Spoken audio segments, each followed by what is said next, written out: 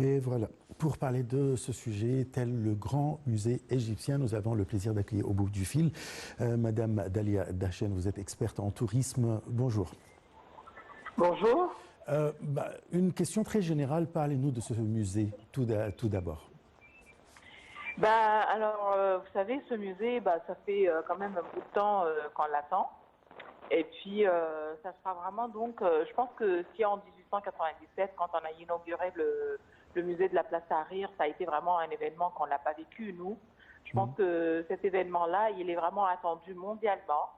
Je peux vous dire que quand même aux étrangers, quand j'accompagne les groupes, ils ne font que ça. Et tout le monde vraiment se demande quand est-ce qu'on va l'inaugurer, est-ce que la collection, qu'est-ce qu'il y aura comme collection, et bien sûr on reste bouche bée le temps justement donc que l'événement se réalise. Si je commence par le début, c'est-à-dire l'emplacement de ce musée à 2 kilomètres de la grande pyramide de Khéops, comment vous trouvez cette idée déjà ? Écoutez, c'est une idée. Bon, en fait, l'emplacement, il est génial. Bon, d'accord. Il y a vraiment donc sur le cadre historique, il n'y a pas vraiment donc de doute que ça reste fascinant. Par contre, bon, ça reste quand même un petit bout de chemin. On peut pas vraiment donc peut-être un jour, quand on va vraiment donc pouvoir faire la traversée directe du grand musée vers la pyramide ou vice versa, là, ça sera vraiment donc, je peux dire, un événement grandiose. Ça me rappellera un petit peu, voyez, l'allée des Sphinx, par exemple, entre les monuments de Karnak et l'annexe de Luxor. Oui. Ça aurait vraiment donc été vraiment dans ce cadre-là. Je pense que ça allait vraiment être quelque chose, je veux dire, sans pair, quoi. Est-ce que vous pouvez décrire le site après l'inauguration de ce musée, si on parle qu'il y a des pyramides, le Sphinx, etc. Décrivez-nous le site. C'est-à-dire, vous parlez de décrire le site des pyramides ou le site des là pyramides où actuellement? Non, des pyramides, y compris le musée, etc. Écoutez, maintenant, ça ne sera pas uniquement. Donc, quand les gens ils arrivaient justement au niveau des pyramides, on parlait uniquement de la grande pyramide, la deuxième pyramide, la troisième. Puis il y avait le Sphinx, bien évidemment, qui dominait l'ensemble. Maintenant, je pense que l'histoire, elle va vraiment donc, elle sera pas cernée juste sur l'ancien empire. Je pense que ça sera encore plus détaillé. Puisque bon, le musée, il contient, bon, à l'accueil déjà, il y a la grande statue de Ramsès II, donc ça va forcément vous forcez tout le monde de parler un petit peu du Nouvel Empire, de la gloire de Ramsès II, puis le Nouvel Empire de Thèbes. Donc ça va pas vraiment être, le plateau il est un petit peu étendu, c'est-à-dire même les gens qui vont vraiment visiter le Caire en termes vraiment entre guillemets qui auront uniquement la visite du Caire, finalement ils vont pouvoir visiter toute l'Égypte en se basant justement sur non seulement les pyramides mais le grand musée aussi, qui va donner justement de la matière sur les trois grands empires de l'histoire. Oui, ça fait rêver. Hein. Oui, ça fait rêver. Oui, tout à fait. C'est vrai. Hein. Alors, si on va en visite maintenant le Grand Musée, parlez-nous dès le début, dès l'entrée, je veux dire, qu'est-ce que ce musée abrite? Le musée, il a, bon, à l'accueil. Et en détail. Pardon? En détail pour rêver, voilà. En détail, vous voulez rêver. Ouais. D'accord. Donc, il y a déjà la grande statue du roi Ramsès II. Ça reste justement le grand unificateur, qui n'a pas vraiment donc entendu parler de lui. Il a eu vraiment donc l'Égypte qui s'étendait vraiment depuis le nord jusqu'au sud. Passant par les temples d'Abou Simbel, les temples de Karnak, il a vraiment un petit détail un petit peu partout. Et puis il y a la grande parc bien sûr solaire qui a orné le plateau de Gizeh autrefois, qui était juste à côté de la grande pyramide et qui va justement donc faire partie maintenant de l'ensemble du grand musée. À l'accueil, ça sera vraiment donc la splendeur du Diora, la réincarnation justement, la résurrection en elle-même.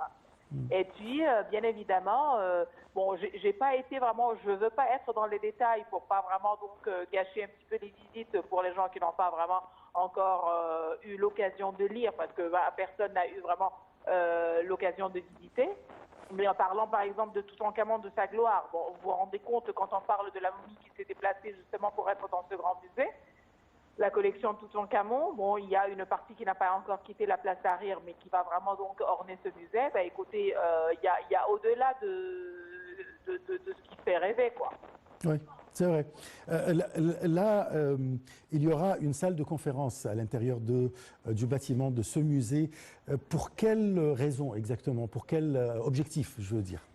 Ben, je pense que la salle de conférence, elle sera justement donc, bon, il y a des équipes, il y a des groupes, bon, certainement il y aura des individuels qui vont visiter le Grand Musée, bon, ça c'est certain, mais il y a aussi donc des conférences un petit peu élaborées. Je pense que, bon, de mon point de vue très simple et très humble en même temps, je trouve que ça sera une salle qui pourra vraiment être une très bonne matière si vous voulez vraiment faire de la pub pour l'Égypte. Parce que vous vous rendez compte, s'il y a des conférences, par exemple, à différents thèmes, et tous les jours, on a vraiment des conférenciers qui sont très qualifiés. Bon, si ces gens-là, ils vont vraiment offrir une conférence par jour gratuitement pour que les gens puissent assister dans toutes les langues, bon, en anglais, en français, en master, on va dire en anglais, ça sera vraiment beaucoup plus facile pour que ça soit digéré pour tout le monde. Et ben, ça sera vraiment de la pub sans bouger déjà de l'Égypte et sans bouger déjà du grand bâtiment. Donc, si vous voulez vraiment donc mon avis là-dessus, ben, moi, je trouve que ça sera plus dans ce sens-là. Oui. Alors, si on veut comparer entre les deux musées, l'ancien et le nouveau, alors comment vous pouvez comparer? Bien sûr, le nouveau, c'est plus grand, mais quelle est la différence? Bon, vous voulez comparer entre le musée de la place Tahrir et le grand musée qu'on est en train de finir? Exactement, exactement, oui. Ben, écoutez, il n'y a pas de... Attendez, déjà, il n'y a pas de relationnel entre... Il n'y a pas vraiment de comparaison entre la place Tahrir, le musée de la place Tahrir. Bon, là, vous parlez justement d'un monument abritant des monuments. Je veux dire, le monument de la place Tahrir, c'est un monument qui remonte à 1897, qui a été inauguré en 1901. C'est un monument qui contient une richesse incontournable. Bon, après, il y a le grand musée. Bon, il y a l'aspect un petit peu moderne. C'est vrai que le plateau, il offre, ou son plan, il me rappelle un petit peu la bibliothèque d'Alexandrie quand ils ont offert la forme de demi-sphère, justement, donc, qui submerge de la Méditerranée. Par contre, là, la forme pyramidale allongée qui connecte avec les trois pyramides, c'est quand même quelque chose. Mais il faut dire que c'est un plan très moderne par rapport à l'ancien temple, à l'ancien musée. Donc, c'est un monument abritant des monuments. Et là, c'est un grand musée qui va parler un petit peu international. Donc, je veux dire, il est un peu plus facile à être digéré par les gens sans passer vraiment donc dans le côté. Je pense que les gens qui sont captivés par l'histoire, ils vont toujours aller, ils vont jamais oublier le musée de la place Tahrir, qui reste vraiment le monument grandiose. N'empêche que là, vous parlez vraiment donc au-delà de nos espérances, quoi. Voilà, un grand musée, et à la fois moderne, et à la fois contenant des monuments incontournables. Oui. Et là, vous avez parlé de la richesse et l'importance du musée de la place El Tahrir. Alors, je sais qu'on va le garder, on va garder quelques monuments à l'intérieur. Qu'est-ce qu'on va garder? C'est-à-dire, on sait que la plupart de ces monuments vont être transférés vers le grand musée. Mais aujourd'hui, après l'inauguration, qu'est-ce qu'on va garder? C'est-à-dire l'ancien musée de la place Tahrir, il va devenir toujours un endroit d'exposition. Comme je vous ai dit, les amateurs d'histoire, ils vont rester toujours tout autour de ce musée. Il ne sera jamais déserté, ce musée. Ça, c'est sûr. Soyez sûr que c'est un endroit qui ne sera jamais déserté. Et ça sera plus pour les anciennes pièces que l'on ne peut pas vraiment prendre le risque de les déplacer peut-être. Il y a des experts sur ce cadre, donc plus de datation de pierre et de l'âge de la pierre qui peuvent vraiment donc le confirmer. Par contre, voilà, donc ça restera un monument comme une salle d'exposition, quoi. Ça nous rappelle un petit peu les grands palais, les petits palais en France, quoi. Oui. En tant que experte en tourisme, vous côtoyez les touristes, vous côtoyez les agences de voyage, etc. Est-ce que vous trouvez que l'Égypte a fait une bonne publicité pour l'inauguration de ce musée ou bien pour ce musée et là, les gens les milliards de personnes ou bien d'habitants de la Terre sont au courant de cette inauguration et attendent l'ouverture de ce musée? Mais écoutez, je vais vous dire, il y a les gens qui se déplacent jusqu'à présent, jusque la minute là où on est en train de discuter là, ils sont obsédés par l'idée de le musée, il est ouvert. Les gens, ils pensent que c'est déjà inauguré. Alors là, je ne peux pas, je peux pas savoir si c'est déjà les médias donc sur le plan international, ils ont été vraiment donc au courant d'une inauguration d'un soft opening qui a été fait. Où ça a été vraiment donc le souhait d'avoir le grand musée d'inauguré. Mais de toute façon, il n'y a pas un touriste que je rencontre sans me parler justement du grand musée en pensant toujours qu'il est déjà inauguré. Donc je pense que les médias, ils ont joué un rôle très important sur ce plan. Mais n'oubliez pas que, excusez-moi, mais sans vous couper, aussi, dernièrement, entre la parade des momies, entre le déplacement pour le musée de la civilisation qui reste un trait d'union entre le grand musée et puis l'ancien musée de la place Tahrir, et puis il y a aussi donc la parade de l'allée des Sphinx. Je pense que le président, il a été très concerné par ce plan-là. Et il a réussi. Donc la preuve, c'est que c'est du bouche à oreille. Et après, même on n'a pas besoin de médias, les gens ils sont au courant et ils attendent l'impatience. Oui. On n'oublie pas quand même le transfert ou le déplacement du roi Ramsès II du musée du Caire jusqu'au grand musée. Il y avait un événement qui a cartonné au monde. Il y avait un écho vraiment dans tous les médias. Oui, il n'y a pas que le pharaon Ramsès II, il y avait 22 momies de déplacés. Vous vous rendez compte de la sensation qu'on a eu tous quand on a été dans nos terrasses et quand les camionnettes qui transportaient ces momies qui défilaient dans les grandes ruelles du Caire. Écoutez, on parle des gens qui ont vécu en 1290 avant Jésus-Christ et qui étaient capables quand même de défiler en toute splendeur et grandeur dans les ruelles de leur capitale. Je veux dire que c'est quand même sensationnel, quoi. C'est un truc, qui dépasse tout. Par contre, maintenant, par exemple, Ramsès II, les Français, ils sont obsédés justement par Ramsès II, par Toutankhamon, c'est les noms qu'ils connaissent tous. Et maintenant, ils ont une exposition sur Paris qui parle de Ramsès II. Et il me semble qu'il y avait une... je ne suis pas au courant des détails de l'exposition, mais j'ai entendu justement qu'il y a plein de personnes, et je pense que ça va durer jusqu'au mois de juin. Quelque chose comme ça, voilà. Parfait, je vous remercie beaucoup, Madame Dalia Dachen. Je rappelle que vous êtes experte en tourisme.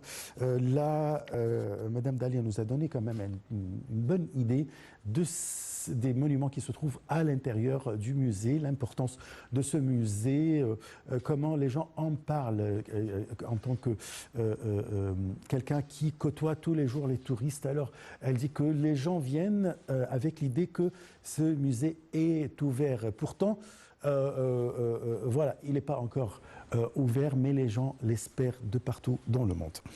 Lors d'une réunion tenue avec le Premier ministre Mostafa Madbouli et un nombre de ministres et de responsables, le président Abdel Fattah el-Sisi a donné ses directives de s'intéresser aux plus petits détails concernant le grand musée égyptien et de poursuivre les travaux en cours pour développer son périmètre.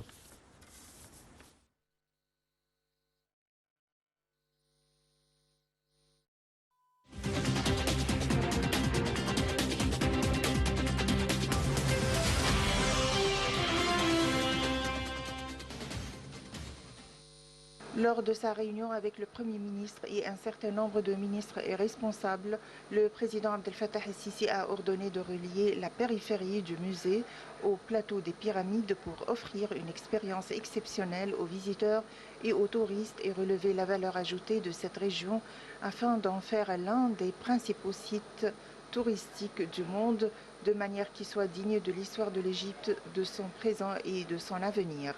La réunion a également abordé l'état d'avancement des travaux entrepris dans le Grand Musée au vu de l'entrée en service expérimentale et limitée de l'édifice. Le président el-Sisi a parlé du Grand Musée égyptien en tant que système intégré afin qu'il reflète la grandeur et la noblesse de la civilisation égyptienne antique tout en restant conforme aux meilleurs standards internationaux. Il est également question d'intégration du musée à la zone du plateau des Pyramides dans le but d'offrir une expérience exceptionnelle et unique aux visiteurs. Il s'agit de maximiser la valeur ajoutée de toute cette région pour qu'elle devienne la zone touristique archéologique la plus importante au monde, comme visage historique de l'Égypte. L'avancée des travaux, notamment en ce qui concerne les salles et les galeries, les bateaux du musée du roi Khéops et les préparatifs pour le transport des artefacts vers leur lieu d'exposition permanent, a été au centre de la réunion. Une phase d'ouverture expérimentale est actuellement en cours. Les travaux ont été achevés dans plusieurs secteurs, notamment le bâtiment du musée, la grande salle et le grand escalier, la place de l'obélisque suspendu et les jardins environnants.